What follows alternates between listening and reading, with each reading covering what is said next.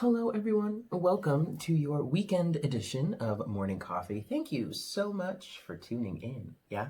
So this is going to be a general energy reading for your weekend of July 10th, Friday, July 10th through Sunday, July 12th. Yeah. Please keep in mind that time is an illusion and energies are fluid. So just because this is a reading dated for the 10th through the 12th, it does not mean that it absolutely has to resonate for you at that time. Whenever you are guided to watch this reading and it resonates, then that is the message for you in that moment. Also keep in mind that this is a general reading, so please take what resonates and leave what doesn't. Yes? Excellent. I hope you guys had a great week. And I hope you have an even better weekend ahead. All things considered, right? It is what it is. But hey, we're here, we're alive. We still have the chance to be happy.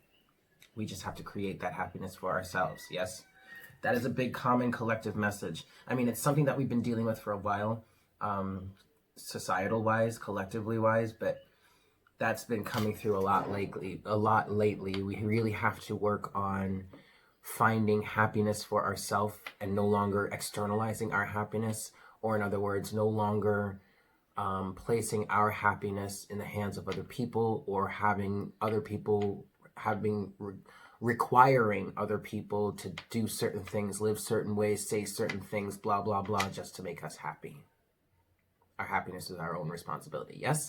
So, no matter what's going on in the world, no matter what's going on in your life, you always have the choice to work on finding something to be happy about, or to work on cultivating a deeper sense of happiness. I understand that's going to be difficult at certain times.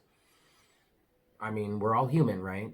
But nevertheless, we all have good old free will. Use it to your advantage, yeah? Cool. So, let's get into this weekend's reading and see what Spirit wants to talk about with us for this weekend.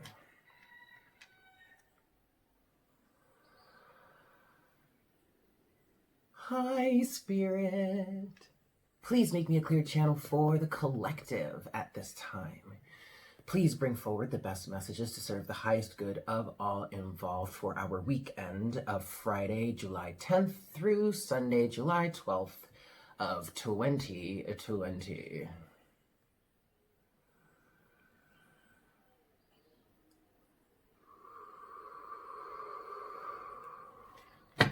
Thank you so much, Spirit. All right, kids, we're going to give this 5 shuffles. And it's interesting because already what's on the deck is, at the bottom of the deck is Judgment. And while I was connecting to the collective before I started the video, I was seeing purple. That was one. But the shade of purple that I'm seeing is different.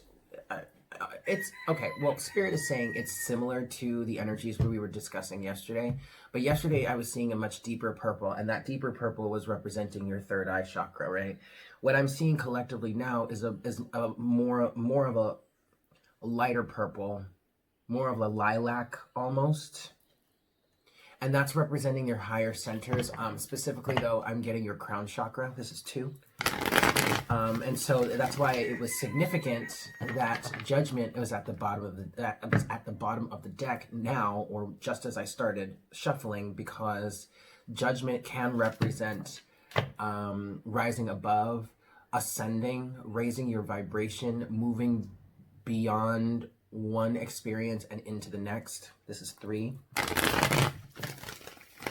And I guess this might be pretty generic, but I guess what I'm really feeling with that, when I'm picking up on that, is, you know, collectively we're starting to become more conscious of higher realms of existence, higher wisdom, higher thought, higher vibrations even. This is 4. So that's a good thing. That's really cool. It's really cool. And this is 5. Hold on a second. I feel like the camera could use a wipe down. Hold on. Okay, sorry about that. All right, so I finished shuffling, and let's see what we got for today. My head is getting cut off so much. Okay, here we go. What do you have for us today, Spirit? What's the tea, hunty? Oh. Okay, I'm gonna stop right there. Overall energy, we have the Seven of Wands. So in this case, I feel like the Seven of Wands is speaking to standing your ground, holding your own. I'm hearing activation. So okay, so this lighter purple color that I saw for the collective earlier is some of you or some of us in the collective, I want to say, being fairly newly awakened. I mean, this, you may be a couple of months in, sure. You may even be a couple of years in. It depends on you. Everybody's different. But what I mean by fairly newly awakened, at this point, you're new to the. I want to say you're standing up for yourself now, or at least you're putting your activation into action with the Seven of Wands. The Seven of Wands is an energy of, you know, being on the defensive, having the high ground and maintaining or sustaining or working to keep the high ground. You see that one wand here that's lit up like a torch, right? And then you have 6 other wands around it. Those 6 other wands, ooh, I need to redo my nails. Those 6 other wands can represent the opposition. In traditional decks, this card is depicted as a person or a man having gained the high ground, is now fighting off 6 other people or 6 other looks like wands below it. Often sometimes that those 6 wands, those 6 other wands, you can't see anybody holding them up there. You just see them coming up towards this person that has the high ground, and they're like trying to beat them down. Sometimes that can mean that what you're fighting against, there's really nothing there. It can be an overly defensive energy. And to be quite honest, what I get with that here is, for some of you, you feel like whatever is lit about you, whatever is activated about you, whatever activation you understand or you've come to the understanding of, that's really all that matters here. And it's fun.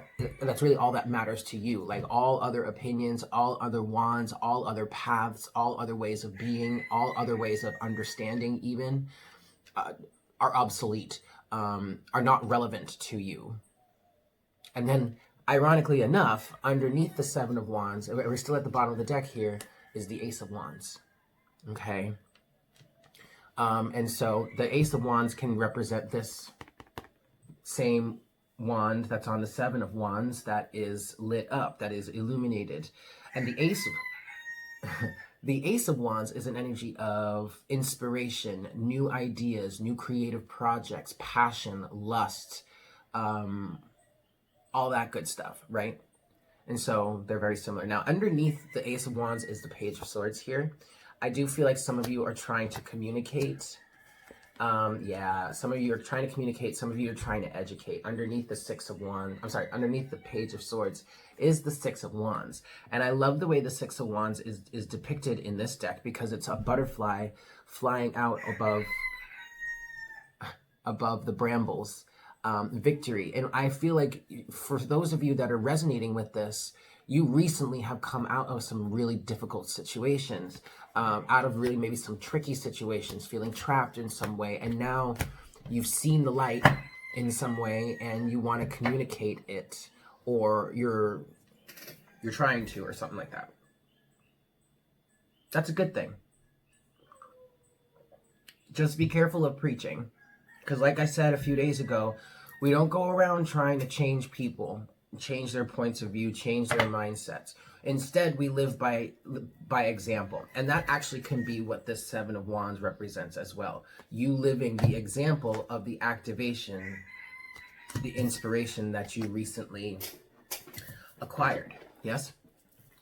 Okay, that was just underneath the deck. Let's talk about what has fallen out. We have 2 piles, 2 stacks of cards that have fallen out, but what we're going to start with, have all fallen face up. Yes, we have the Empress, the Queen of Wands, the Hierophant, the King of Pentacles, the Ace of Pentacles, Temperance, Six of Cups, King of Swords, and Strength. Now, if you're new to my channel, if you're new to me, then you don't yet know that Spirit loves to dump massive amounts of cards on me and just say, okay, Eric, read away. I'm like, oh, thanks, guys. But this actually really is a good thing, a really good thing. And what this is telling me here, let's start with this. What this is telling me is that this almost feels like a continuation of yesterday's energy, because the Hierophant came out yesterday, and we were talking about how, you know, the Hierophant can represent teaching and learning. And who is that? Is that Paul? Wait, hold on. Is that Polly? Polly boy, is that you? Where you at, Paul? Oh, he's behind the car. It sounds like Paul. I've been naming the chickens and roosters. Y'all know. Lester was... Oh, no. No, that's George. That's Georgie. Hi, George. Anyway, okay. So, back to the reading. You guys want to see? Okay, hold on. 11:11. Hold on, I'll show you. Let's see. There's George. Say hi, George. Hi, Georgie boy. And so, okay, so for those of you that are interested, there's another one. There's another one that looks like George, but he's like a cross between George and Paul, and he has a much deeper crow and much deeper voice. Paul is like dark blue in his feathers, and then Lester looks like George, has like some of the blonde coloring like George, but then has some of the darker colors like Paul and some speckles, and he has a much deeper voice. Lester was the one that was here earlier. Okay, sorry, back to the reading here. Kind of a little bit of a sidebar. Okay, so yesterday the Hierophant came out, all right? And the Hierophant, we were talking about how it's about teaching and learning, yes? Amongst other things. But one of the things that he does stand for is teaching and learning. And you've received the activations, you received the keys that you need in order to move on. And I was talking about, because you see this, there's this crow on the card, also with this key here. Crows can represent death, but in them representing death, they just represent change, because death is just a transformation. Someone mentioned that, you know, crows can represent a shamanic journey, being called to a shamanic journey. I know I kind of walk a shamanic path of my own like personal spiritual thing. I've always kind of resonated with shamanism, but I never wanted to follow any other form of shamanism than like what I truly felt in my heart, right? But anyway, oh, well, no, this is why I'm saying this. So before I moved here, when I was still in Brooklyn, for the longest time, there were crows around, and I lived across the street from a church, and this church had some really high peaks, and they would stand up at the very top of that church and just crow and make all kinds of noise, right? But this person yesterday was mentioning they could have been heralding or calling you towards a shamanic path, and I was like, you know what, you're right, because I'm already walking it, and I totally get that. Like, I see that. So that could actually be something that's happening for some of you too. I do want to point that out. But with this, the Hierophant, yes, you have the Queen of Wands, the King of Pentacles, and the Empress. So first of all, I want to say this is a balance of masculine and feminine energy within you, okay? The Queen of Wands, as a reader, for me, represents a physical embodiment of the law of attraction. So to me, that's saying that you're in direct alignment with who it is you truly are. King of Pentacles. King of Pentacles is an energy of someone being very well rooted, well grounded, well manifested, probably very financially wealthy, or at least financially abundant, good in business. Yes, he can be stuck or stubborn, but quite frankly, like I was saying yesterday, the King of Pentacles is like represents the mountain. And nobody goes up to the mountain and says, all right, mountain, I'm going to need you up. I'm going to need you to up and move because I got to get through here. No.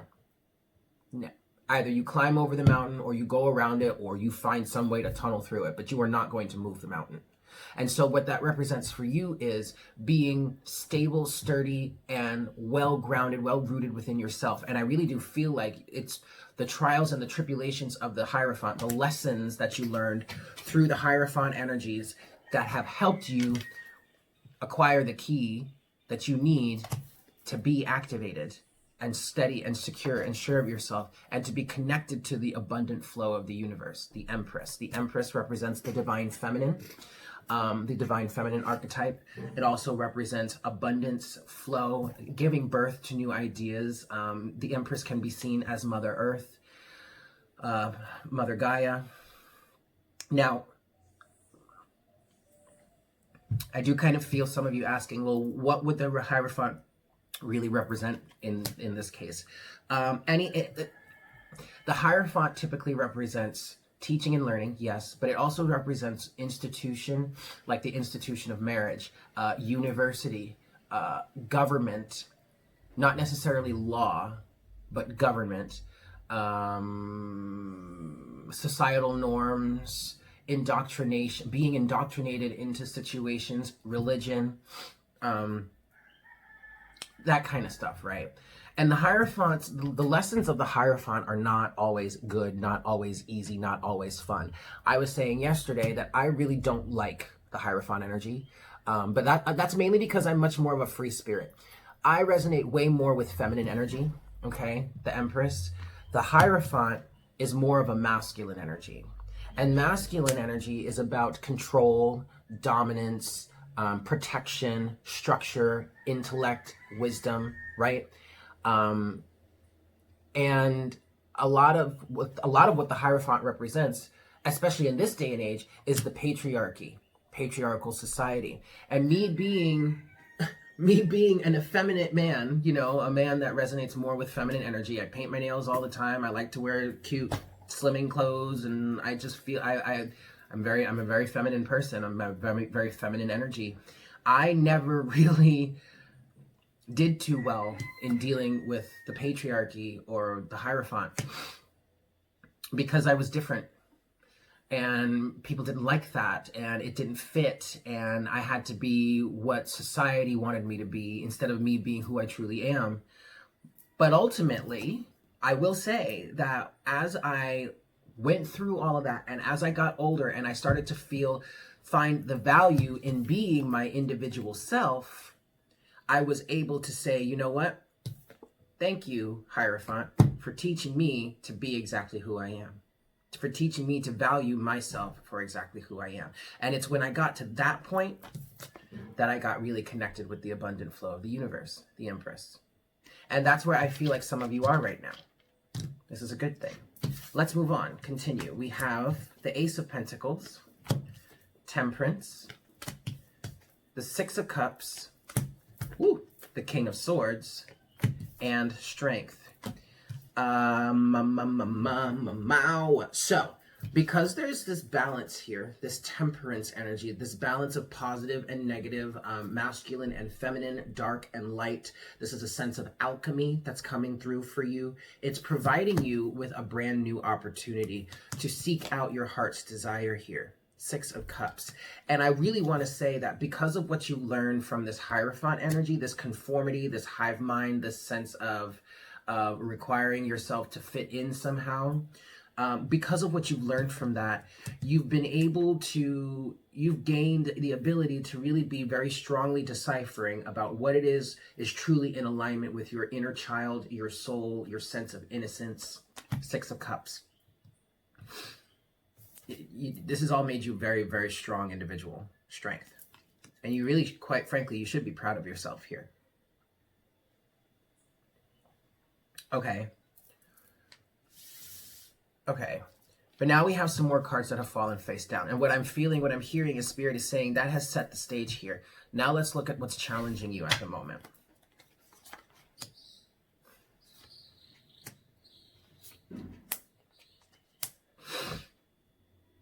Interesting.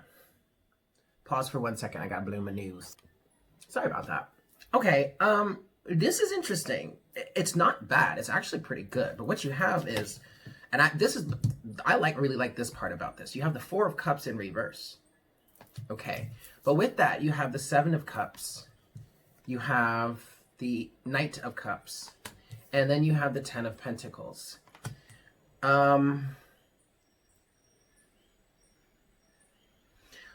What I really feel like here is someone is no longer willing to miss out on an opportunity.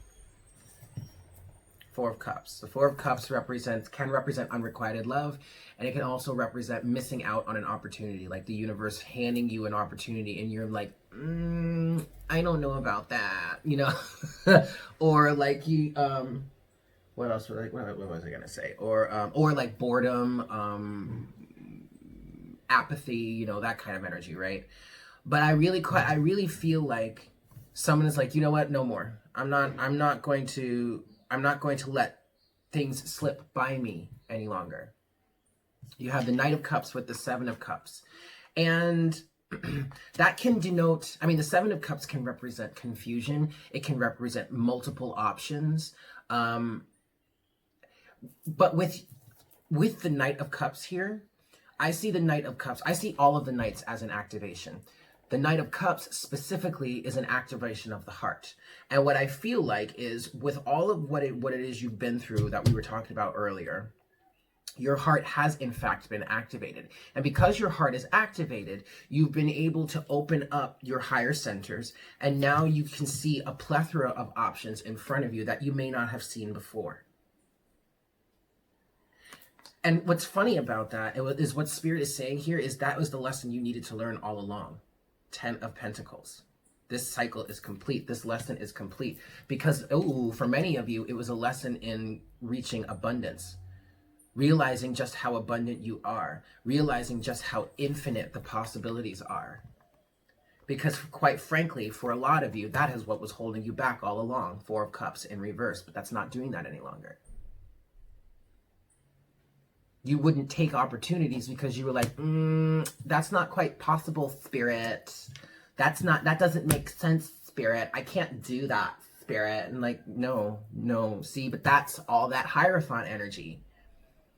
Think about it this way, all right? Let's look at so the Hierophant 2222 on the counter. The Hierophant can represent religion, right? Let's take religion.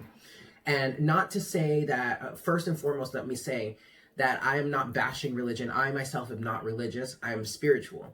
But at this point in my journey or in the evolution of my soul, I recognize and honor the place that religion has in human society, because I do see religion as a stepping stone towards ultimately spirituality. And spirituality doesn't have any sort of containers. Like your form of spirituality is as unique as you are, okay? Once you cross into the realm of spirituality, you're moving out of a conformist point of view to an expanded point of view where anything is possible, okay? Once you go from the Hierophant, you go to the High Priestess, and the High Priestess is the lessons of the universe, of the infinite, of the collective, of oneness, of all that good stuff. Like anything is possible when the Empress is around, right? But when not the Empress, I'm sorry. Anything is possible when the High Priestess is around. But when the Hierophant, good Lord, when the Hierophant is around, it's structured, it's organized, it's black and white. It can only be one way. We do it this way. There are rules. You don't do this. You don't do that. You don't do blah blah blah blah blah. You fit in this way. You do it this way. Blah blah. Okay, now. Think about it this way. Religion, the institution of religion was put into place to control people. In many ways, that control was meant to help preserve the lives of the people at that time period. Okay, that can be said. But in many other ways, it was put in to control people just to have power over people. And thus, limiting how people saw themselves, limiting what people believed about themselves, what people believed that they could do. A lot of what, say, Catholicism has done back in the early days, and now it still happens today, it's instilled a fear of God in people, has separated people from God so much that they believe that they cannot communicate with God without going to, like, say, a priest or a nun or something like that.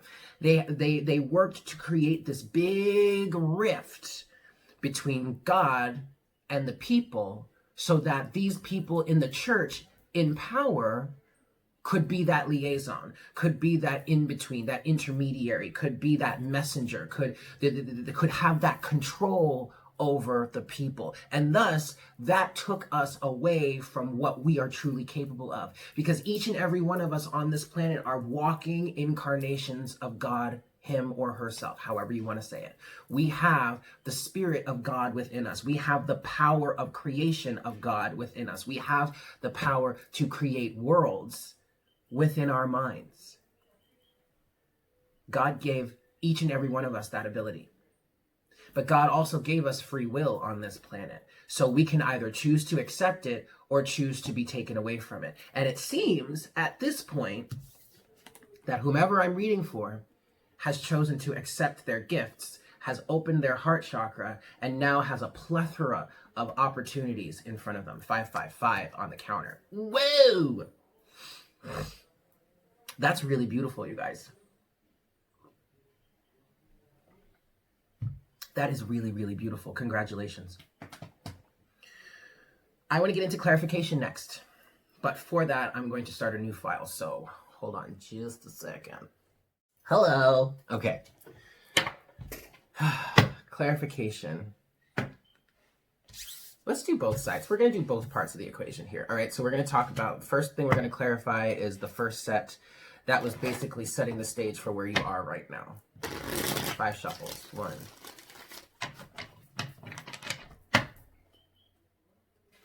2.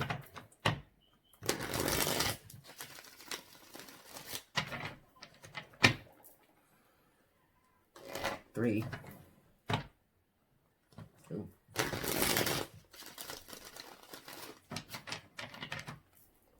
4.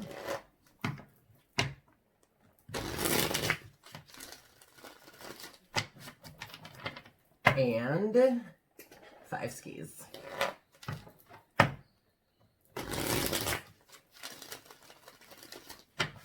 right, so let's get a little more clarity here. Yeah, you guys, you really have, you've overcome strength. You're so much stronger now than you have ever been, because you're so much more rooted in who it is you truly are. King of Swords, Queen of Wands, King of Pentacles. Okay?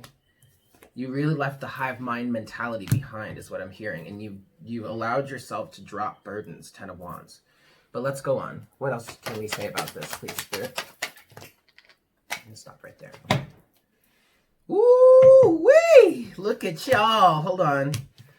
Yes, honey. Yes, Ace of Swords. Look at you. You got the truth, don't you? At least you know the truth. You know the truth for yourself. And 144. And I'm saying this to say, like, I'm not trying to say you know the absolute truth. You have all of the truth, and can't nobody step to you, sure, but this truth that you have is the truth of your own wisdom, your own knowledge, your own understanding of life and what that means for you. That's really the only truth that you need. Shit, y'all. Shit, y'all. Shit, y'all. Whoa! Okay, look, this is great. You have the 10 of Pentacles again. So, again, I see, for those of you that are new to me, I see the 10 of Pentacles as a completion of a life lesson, or a 222, excuse me. A completion of a life lesson, completion of a life circumstance, completion of, a life lesson. And now you're ready to graduate, okay? And you do have the Ace of Pentacles down here. So going from the 10 to the Ace, right? But look at here. You have the 10 of Pentacles. So because you completed this course, like I see this as like say you completed, like, I don't know, 8th grade, and like you're ready to move up into middle school, or like you're going from 10th to 11th grade, or like you're a senior in high school and you're about to go to college, or you just finished college. Like think of it that way. Some of you may be actually finishing college, but that's not what I'm saying here. I'm not saying it's that specific. I'm saying the 10 of Pentacles can be a completion of a lesson, much like completing something in school and getting ready to move on to whatever's next for you. And because of that, you have a choice to make. 2 of Wands. And with that, you have the Queen of Pentacles, the Tower, and Justice.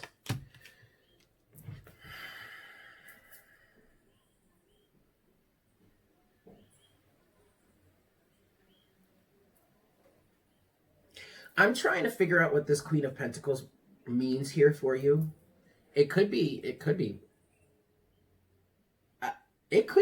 romantic partner. I'm not gonna lie. It could be the queen to your king. Okay, but also, this doesn't have to be, again, this could be another representation of the balance between masculine and feminine energy within you. The Queen of Pentacles represents the wife archetype, whereas the King of Pentacles represents the husband. So the Queen is like the wife and mother, the King of Pentacles is like the husband and father. And so this could represent the marriage of these two energies between the two of you. The king representing you would be being solid, grounded, and rooted in who you are. The Queen of Pentacles being that feminine side where it's nurturing, it's loving, it's caring, it's unconditionally loving, but it's like your ride or die. Like she will always be there for you as long as you're keeping up the end of the bargain. The thing I like to say about the Queen of Pentacles a lot is she's the mother, right? So she's unconditionally loving. She will provide for you. She'll do anything that she can to help you succeed. The thing about her is once she starts to find out that you're taking advantage of her or you're not keeping up your end of the bargain, she's going to start to push you out. And if she sufficiently pushes you out enough for her to turn her back on you, yikes. Good luck getting her to turn back around. Okay. But what I'm feeling for you guys here is if this is not a romantic partner that could be coming into your life like really soon or really quickly and like really wow, like someone that you could actually marry, because Justice here could represent a legal contract like a marriage. And then we do have the King and Queen of Pentacles here. If it's not that for you, then it is you embodying both the King of Pentacles energy, which is solid, grounded, and stable within yourself, and the Queen of Pentacles energy being the nurturer, the caregiver, the mother, the lover, but not being willing to take any shit from anybody. Like the Queen of Pentacles don't take no shit. She don't take no shit, honey. And she'll definitely lay down the law and give you some tough love. Okay? Like, don't get me wrong. I also see the Queen of Pentacles as a combination between like the Queen of Swords and the Queen of Cups. The Queen of Cups being that unconditionally loving, emotional side and nurturing side. The Queen of Swords being like, look, bitch, it is what it is. I am laying down the law. We are not going to argue about this. We are not going to debate this. Off with their heads. Don't push the Queen of Pentacles because she will fuck you up, right? But that's the energy that you're embodying. You're here for people. You're here to love. You're here to be a nurturer, but you're not going to take any shit from anybody. We have come too far for that, right? And that could very well be the truth and understanding and knowledge that you hold right now that's saying, you know what? Good on you. Okay. This is really good, you guys. Now you really could have a partner, and you could have that. We also have the Hierophant here, and the Hierophant represents the Institute of Marriage. So between the Tower, Justice, and the Hierophant, and then the King and the Queen of Pentacles, and then also the Ten of Pentacles, which could represent a family situation,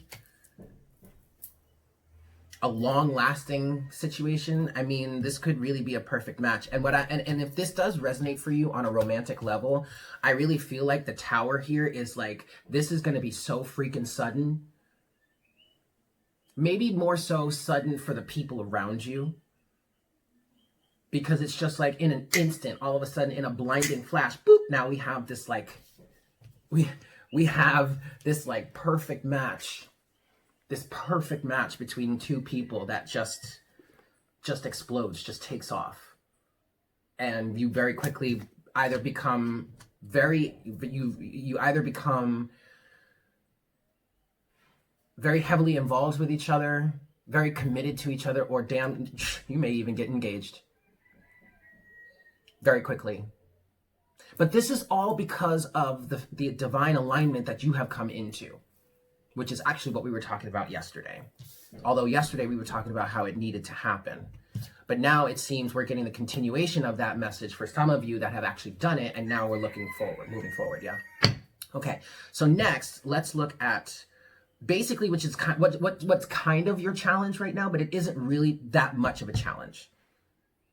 Okay, it's really just kind of like the next step, the next phase in your journey. You have the 10 of Pentacles, you have the Knight of Cups, you have the 7 of Cups, and then you have the 4 of Cups in reverse, right? Not trying to miss any opportunities anymore, because your heart is open and you recognize and understand that anything is possible. So why limit yourself? Good on you. Let's see what else we get here.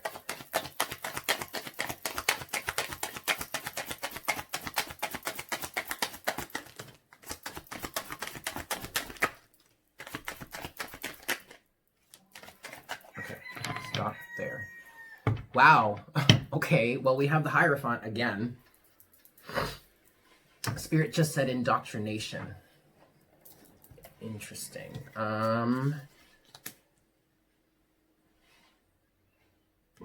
Okay, first what I want to say is we have the 8 of Swords with the star, but the star came out and it crossed the 8 of Swords. And I just feel like, yes. Oh, shit. Okay. Yo, so check it out. I feel like the star crossing the 8 of Swords is you breaking free of some sort of mental imprisonment. Disbelief in yourself is what I just heard. The key to your salvation is to trust your inner knowing with the star here. The star represents that moment right after the tower is struck, right? Because the tower is number 16. The star is number 17 in the major arcana. So, speaking in terms of the progression of the major arcana, right? You have a moment where you come up to a tower moment. And this is when something suddenly happens, and like out of nowhere, all of a sudden, there's like this huge upheaval in your life. Some major change happens, and oftentimes, when the tower happens, it happens because people have been resisting in some way, and the universe is coming in and saying, you know what, we're putting an end to this. And it's completely out of your control. In other cases, it's just maybe you are taking the bull by the reins and are creating a tower moment for yourself or creating a major change in your life. But either way, it doesn't matter. Something has to come down. Some sort of mental structure, some sort of belief system, 1111, some sort of belief system, some sort of reality, a way of being, an element to your life that has become very, very toxic and is no longer beneficial for you has to come down. Okay, understood. So now that happens, the tower is struck, and now it's crumbling to the ground, right? And you're just left in darkness, and there's probably just a bunch of dust everywhere. And you're kind of waiting for the dust to settle because you can't see a thing, right? Well, you also can't really see a thing because there probably isn't much light around, except for this one star that you know in your heart is your guiding light, and you don't know where it is, you don't know how it's gonna happen or how long it's gonna take you to get there, but you know that you want to follow that star. So, thus, you're breaking free from this mental prison, 8 of Swords, and the 8 of Swords is always an energy in which you have the power to release yourself, just like the Devil energy. The Devil card in the major arcana speaks to the fact that no one has power over you unless you hand it to them. The devil can't control you. The devil can only affect you with as much leeway as you give him. Okay? Same with the 8 of Swords. You don't have to stay in this mental prison. This woman could shimmy over to one of those 8 swords stuck in the ground around her that look like a cage and cut herself free. She just has to choose to do it. And so you're choosing to follow the star because now the air is open and clear and you are inspired. And because you're doing that, well, we'll say it this way. Because you're doing that, there's great change coming to you. Wheel of Fortune. For some of you, I feel like you've consciously stepped off the karmic hamster wheel. You've stopped engaging in the things that are no longer serving you, which ultimately could be that tower moment for you. And now you're moving forward, inspired. you have the King of Cups and the Queen of Swords here. Again, another representation of the balance between masculine and feminine energy. And in this case, you have the King of Cups, which represents emotional maturity, emotional foundation, emotional balance, not being affected by all of the emotional stuff that's going on. You see how the waters are real choppy around this guy? He's not fazed by it. He's perfectly fine. It even looks like he actually wants to move forward, right? It's like he's leading forward. I mean, he's got his heart protected, but he's leading forward.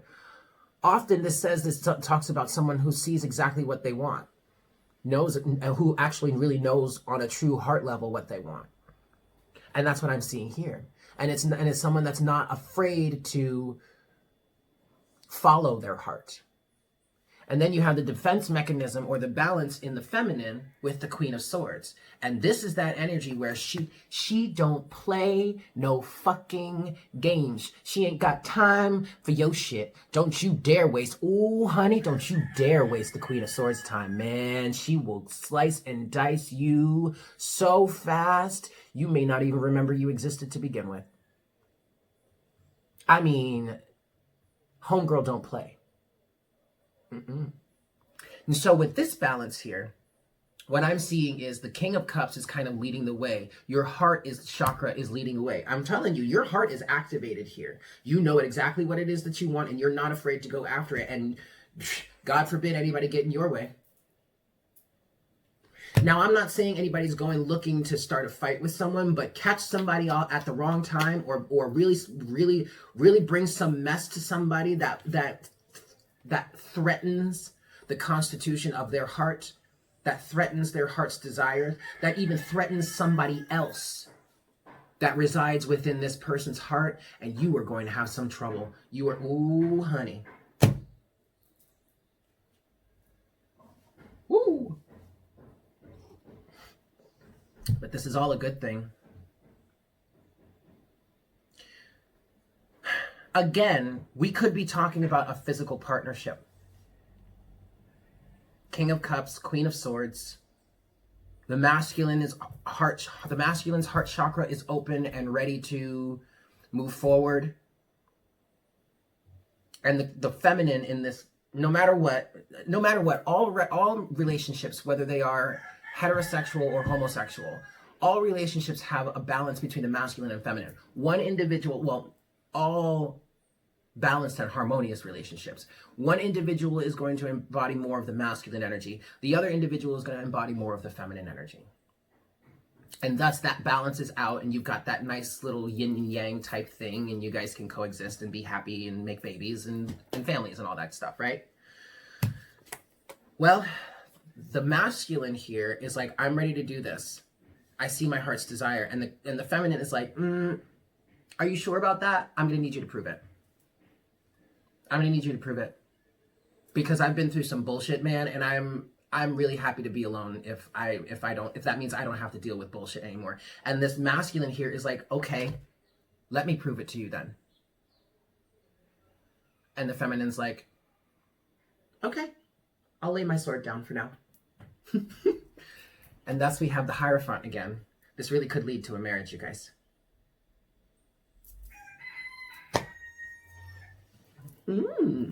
Cool. But either way, I mean, take this as it resonates. This is a general reading. But either way, the balance between masculine and feminine is real. And it's beautiful. And I love it. I love it. All right. Let's close out the reading here with some oracle guidance. Oracle guidance from Beyond Lemuria. 3 shuffles. So that was 1. This is 2. Whoop, whoop, whoop. Try again. 2. Oh, goodness. Come on now. Let's try again. This is shuffle number 2. And 3.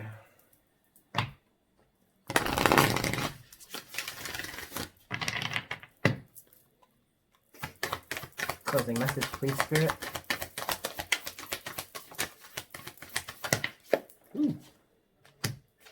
Ooh. Oh, that's beautiful. Okay, so at the bottom of the deck, you have overflow. I'm sorry, water, which is overflow. And this is speaking to you being in alignment and just allowing the abundance of the universe to rain down on you, to flow through you, not being attached, not being so attached that you try to collect the water, but also being detached enough to, well, still, but also being detached, but also being grounded. Makes sense? And your heart is just flowing and you're just in the flow with the universe. And then with that, you have high heart chakra, ecstatic bliss. When you really let go of the indoctrination here, oh wow, look at that. Underneath the Hierophant is the sun. Ooh, oh my goodness. Okay, so check it out, y'all.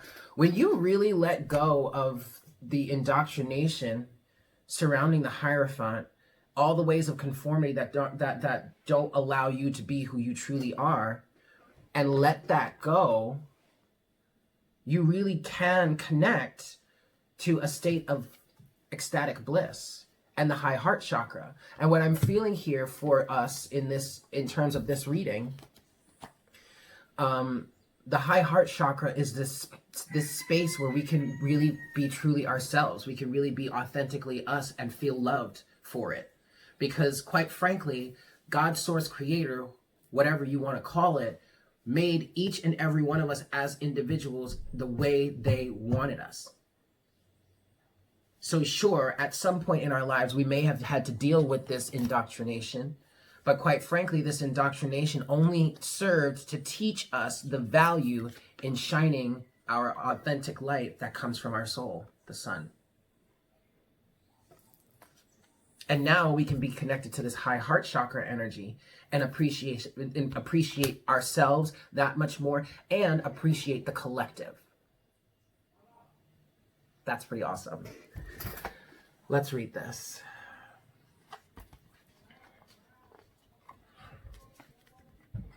High heart chakra, divine love, selflessness, spiritual compassion, oneness through heart-centered bliss, healing, gratitude, giving, love, dharma, patience, and joy. This card taps into the blissful oneness we feel as we drop away our edges and protective containers. This is the place where we feel held and seen enough to flow into oneness, where the eternal part of me meets the eternal part of you. This is the selfless state where our higher selves commune for illuminated perspective on how we share, gift, and lift others in our joyful overflow. To restore here, this card says, consider your life purpose by exploring what allows you to give joy. The themes here are the ways you can bring joy to yourself and others. The healing space for this high heart chakra is the thymus gland, behind your sternum, a little above the heart. So your thymus, so your sternum is right here, right? The sternum is that hard bone right in the center of your chest. Right above the sternum, we want to say like right here. In between, we'll say your throat chakra and your heart chakra, because your heart chakra is like here. Your throat chakra is here. The high heart chakra is right here. Okay. Now, I don't want you guys to confuse the thymus gland with the thyroid gland. The thyroid gland is part of your throat chakra. The thymus is here. And the thymus regulates certain defense mechanisms in the body against like illness and disease. And something that is really helpful in keeping your body healthy is to make sure that you maintain heart coherence. And that's something that Dr. Joe Dispenza speaks of in his book, Becoming Supernatural, which is something that I was reading back in March when I came to Puerto Rico for a vacation. And it talks about how if you just keep your heart open, flowing, and happy and consistent in its rhythm, and you do that by maintaining a high vibration, your body can heal itself. And that's accessed through the high heart chakra as well. Okay, I'm going to leave it there. Thank you guys so much for tuning in. I hope this was helpful for you. I hope you have a fantastic weekend, and I look forward to connecting with you again for our next cup of coffee Monday morning. Yeah? Take care. Mwah. Bye.